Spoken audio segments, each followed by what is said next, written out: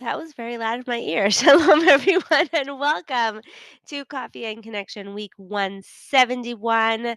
So great to be here with all of you, and so excited to keep getting excited for next week's masterclass. This is our last Coffee and Connection before next week. Next week there won't be Coffee and Connection, but there'll kind of be Coffee and Connection all week because we'll get to hang out together all week, especially if you're a VIP member, and just a little thing to know if you are here and you didn't yet get to check out the VIP package, which was on sale over the last week. So a few women emailed me today after I not closed the sale because the sale of the package is still available. It's still for sale, but the Cyber Monday sale that I was promoting all week ended my time this morning, right? Midnight last night, in across the world. And after I went and changed the price, there were women who emailed me and told me that they had been having problems getting into the system because Padia is a system that I use over and over at this point for hosting these packages, for hosting different programs. I even host the Absolutely Feminine package, the Absolutely Feminine program on that site. Women were having trouble accessing it. So I actually, just for a few hours and just to be able to email everybody back, I'm just telling all of you who are here live, because by the time the recording goes up, it could be that the sale will again be the price of the package will be back to 97. At this point, it is 47 again for just a few hours. So if you have not yet purchased the VIP package to the masterclass, I highly suggest that you do so, because that's going to give you lifetime access to the recordings of next week's masterclass. It's going to give you 3 extra group coaching sessions where I'm going to show you really practically through your own questions, your own life, how to make sure you know how to apply everything that I'm going to be teaching in the masterclass. Because as much as, and this is something that's so important, and I was just speaking to a woman today who just completed the Absolutely Feminine program, and we were talking about this, how the modules, she said, I love the modules. I got so much out of the modules. There were so many things that you said that were just eye opening and like so different than anything I'd ever heard and so life changing. But it's the coaching calls, right? It's the coaching itself that shows you how to apply it and creates the biggest difference. The shifts when you can actually see practically how to apply it. That's what I feel makes a coaching program, definitely the way I structure my coaching program, makes it different than reading a book, going to a seminar, getting a training. Is we want to make sure we know how to apply it so that we don't just learn it.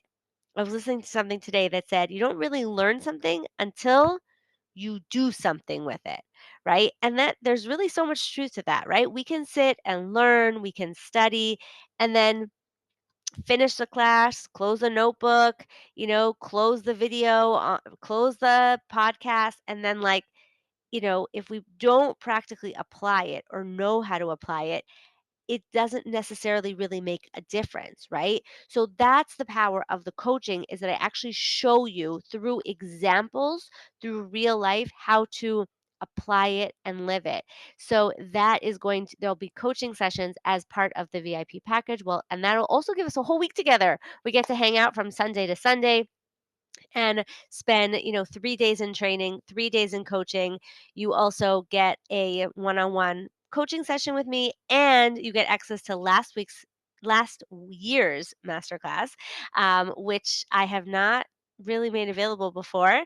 The Absolutely Feminine masterclass, which was from last February, I believe. Women started listening to it and they were like, oh my gosh, this is game changing, this is amazing. So I really invite you to check it out if you haven't yet. I was sending emails about it all week, and it really is. There's so much. You're going to get so much for just $47. So you'll still be able to make that decision next week when you're in the masterclass. If you're like, yes, I want more, you will be able to add on VIP. It's just more than doubling in price. So this is like, best offer is available. The Cyber Monday deal is still available just for a few hours.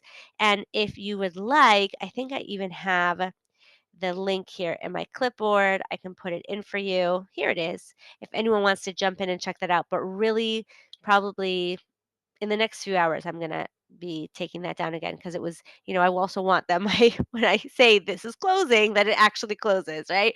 That this will be going up, that the price actually goes up so that, I want to be authentic, and anyone who, made the effort to get in before it closed, or, to get in on that deal before it closed, I just, don't want it to be that it was for nothing, right? Like I want my words to mean something. So that is the deal with that. So let's jump in. I want to talk today, really important topic, about some of the biggest beliefs we may have about fighting and conflict and arguments that can actually be causing a lot of the pain that we feel when we have them. So in the email I sent out, I invited you to consider, like, let's say you saw people that you knew fighting.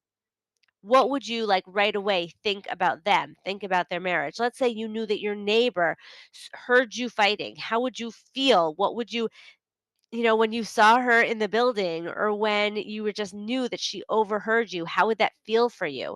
What would you automatically think? And I want to make something clear here. I'm not advocating for us all starting to, like, just air our dirty laundry and start fighting in public and make it like, oh, yeah, we could just, like, we could have disagreements in front of everybody. Like, I'm not saying that, because I do believe that there is a time and place. It's one of the things that we'll talk about. There is a time and place for having conflict. There is the appropriate time. There is the appropriate way. And one of those ways is in private, right? One of those ways is, like, not sharing it with everyone, or doing it, trying to deal with something that creates conflict in a place where, other people are around and you don't actually feel safe, or your spouse doesn't feel safe, like, really being able to share about it.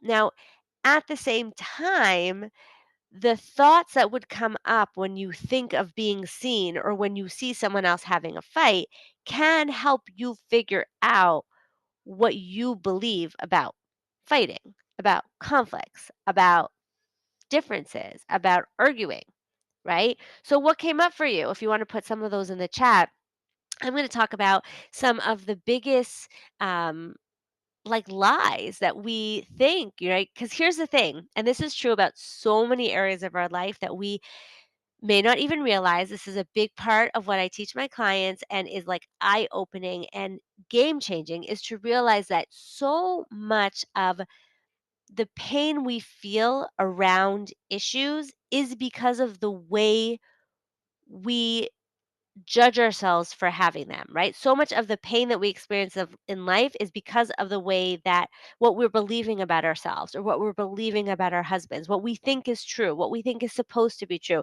Now, I don't then deny that we need to deal with the reality of the fact that I believe this. And so, I was, um, just as an example, today somebody was sharing with me, what happens when, if my husband says something to me and I know that he's not being totally truthful and it hurts me. Well, on the one hand, you could work through your stories of, like, what do you make it mean, what does it mean to you when you know that your husband is saying something not truthful? Are you making it mean that he doesn't care about you? Are you making it mean that you can't trust him? Are you making it mean that, he's not somebody, yeah, that you can trust? Are you making it mean that you're not safe? Whereas your husband very likely is saying that because he's trying to protect you, or he's trying to help you. He doesn't want to hurt you more, right? So you can look to understand, wait, I'm making this mean that I can't trust him, when really he's looking to protect me, right?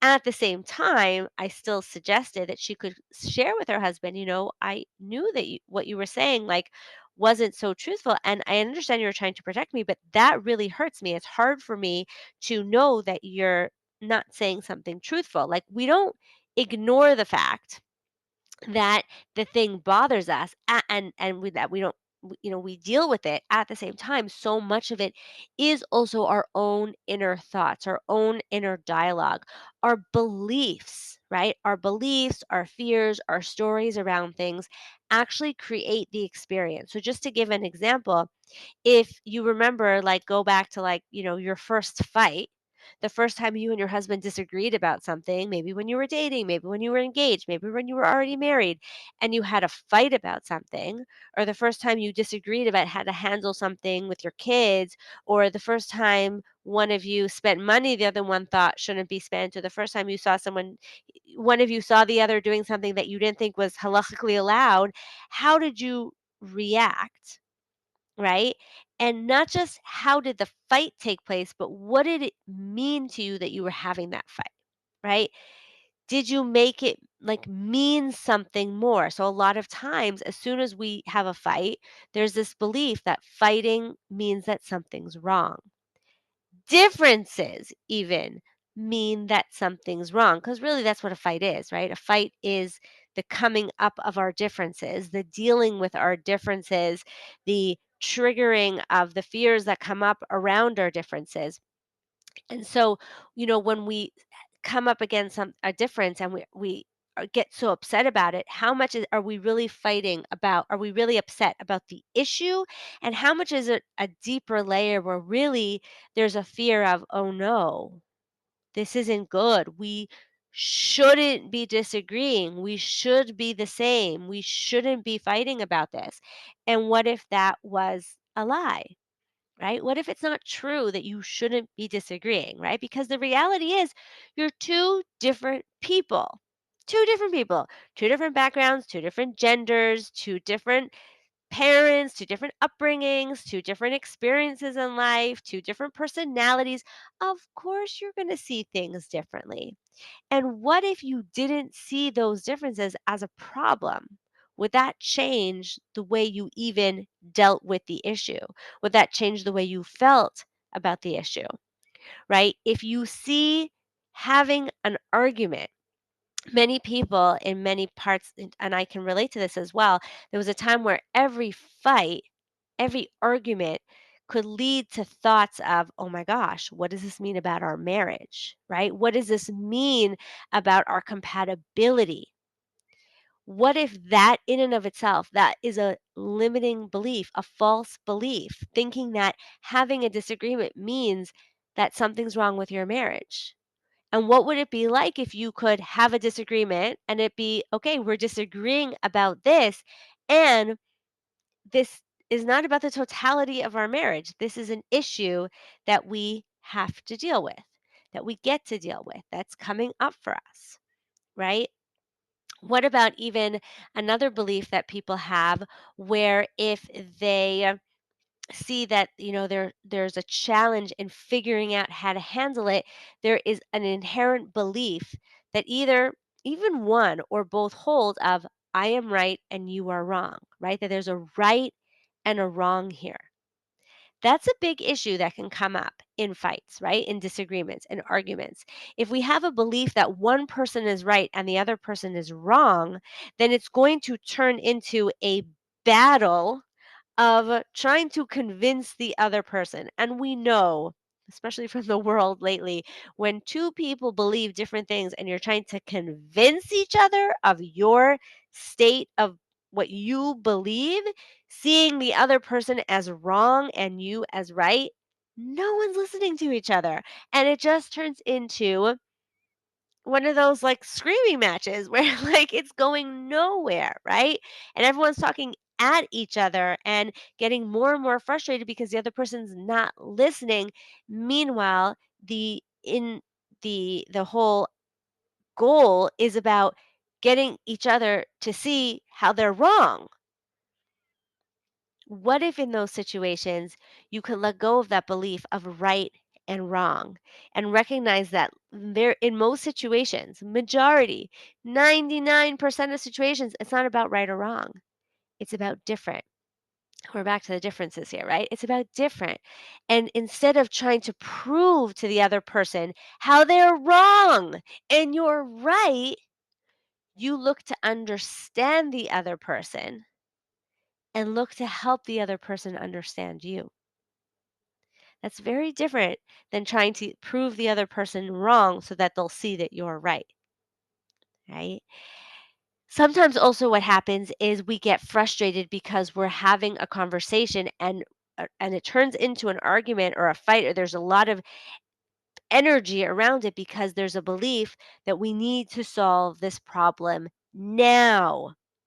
We need a solution now. This has to be fixed now. We have to figure this out now.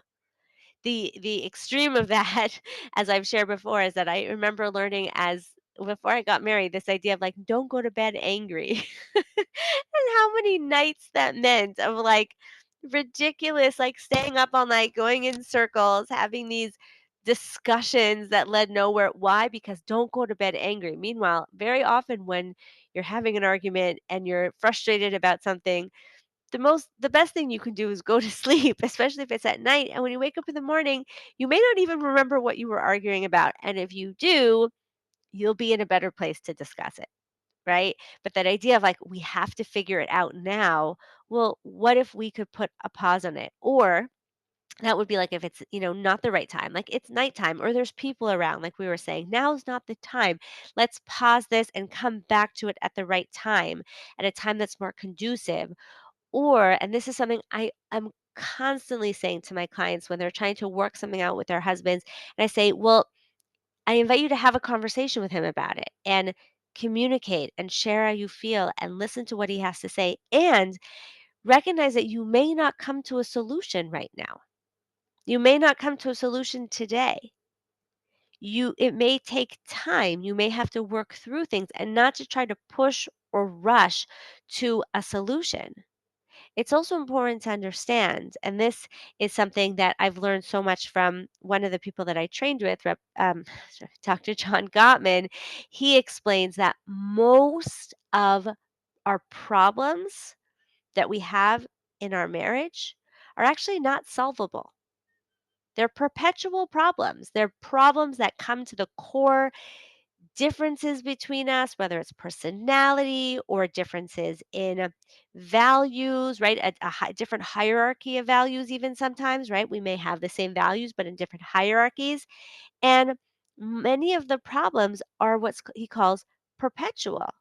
They're solvable problems where you need to figure out, what are we doing? And you figure that out. And there are things that are perpetual problems, and things that are solvable for one person might be perpetual for another couple, and vice versa.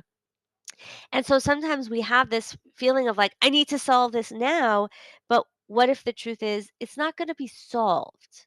The goal is not to solve it, the goal is to deal with it, to be empathetic about it, to bring, and that is going to be through understanding it rather than trying to solve it now. And that leads to another, common myth or lie we could even say about issues, conflicts, is that we often think, why are we having this conflict? We already dealt with it, right? We already said we were going to do X. Why are we dealing with this again? Or we had this fight 6 months ago, or a year ago, or last week. Why are we dealing with it again? There must be something wrong. You don't care. You're not listening, or it's helpless. And the truth is that many of our issues, we are going to come back to them over and over again. Why? Whether because they're perpetual problems, there isn't really a solution, so they're going to keep popping up, or they really get to the core of like I said, our differences, right? It's really the same thing. And they get to the core of like what we're working through together, the way that we push each other to grow, and or because it's an issue that's going to keep coming up in our lives and we just have different ways of looking at it, but the issue is perpetual. It's not that our argument is perpetual, it's that the issue is perpetual. The issue is not going away, and so we're going to keep having to deal with it.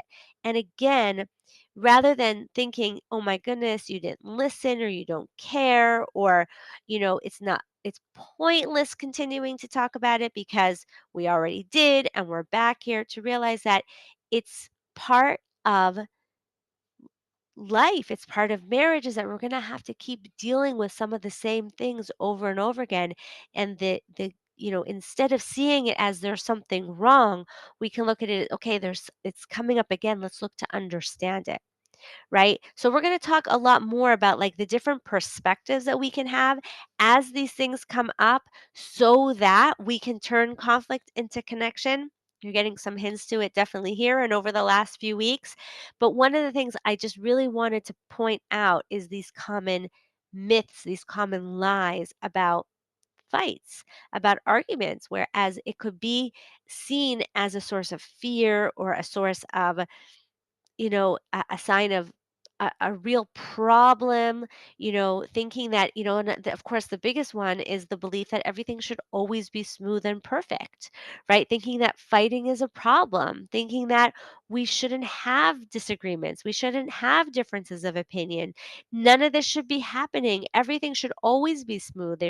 Everyone should always be like, that perfect smile, and everything should always be great and amazing. And then if it's not, we may think something's wrong with me. Why do I get upset? I why can't I just be happy? Why can't I just ignore it? We get upset at our husband, right? How could you be this way, right? I.e. different than me, right? We think that something's wrong with our marriage, that we have these issues. And what I invite you to acknowledge is how much worse it is if not only are we fighting, but we're not only are we dealing with the conflict, but now we're feeling inner conflict over the fact that there is a conflict, right? It's like meta conflict, right? Not only is there conflict, but now there's conflict about the conflict, whether within us or even in the marriage. We're not just fighting, we're fighting about the fact that we're fighting. And that's going to only create much more struggle, much more issues between us, and much more inner pain, and the power of being able to understand that these are normal parts of life. Now, again, I don't doesn't mean that therefore we don't deal with it. We deal with it. But like everything we talk about here, how much more strength do you feel being able be able to deal with it, knowing that it doesn't indicate something's wrong? It's normal, right? It's healthy because as we talked about over the last few weeks, if we would just, we, of course, we're different. And if we just pretend we don't have differences, we're going to lose ourselves. We're going to hurt the marriage. We're going to hurt our connection. So it's important to understand that there's going to be challenges, there's going to be conflict. And then the question is, how can we turn the conflict into connection? So I hope that this was a nice this was a few weeks, a nice teaser for everyone, that you're all excited about the masterclass next week. I am going to be sending out soon, so I hope you'll all look for it. I just have to test out all the links. Everything was set up. The to sign up for the masterclass itself, and you could share it with your friends, share it with your family, share it with your community. There's going to be so much in it that is really game changing and life changing, and could really strengthen our relationships and strengthen our confidence in ourselves when we know that it's okay, when we know that it's not bad or wrong to not be perfect, to not have it all together, to not always be exactly in line and in sync, to have to deal with these differences. When we know, like, oh, this is part of life, then we can have that confidence and use the tools to make sure that we're creating connection in those moments rather than it creating more conflict. So I invite you to share it. Under this recording, I'll put the link for the masterclass. And then if anyone is interested in upgrading to VIP, there'll be that option as well. And like I said, if you check it out like now, if you go into your emails and access, you will be able to slip back into that Cyber Monday deal just for the next few hours because I did reopen it because of women having trouble with the system. So thank you all. Let me know in the chat, are you excited about the masterclass? Are you going to be joining? Will I see you there? Do you have so many questions, and are you so excited for all of this? I hope that these are is this a topic that you're interested in, right? We've been doing it here in Coffee and Connection for the last few weeks, but I hope that this is something that you're excited about, that we've that you're seeing the possibility that learning these ideas can make in your marriage. So send me an email. Let me know what you're excited about. Let me know any questions or any topics that you want to make sure that I'm addressing as I'm putting together and putting the final touches on the masterclass. I want to make sure that I include all of it, and I'm excited to see all of you there because I know it's going to be really just game changing for everyone. So I'll see you all there next week. That'll be on Sunday. Please go ahead and join me there. And until then, may we all be blessed to live, love, and be loved with all our hearts. Goodbye for now.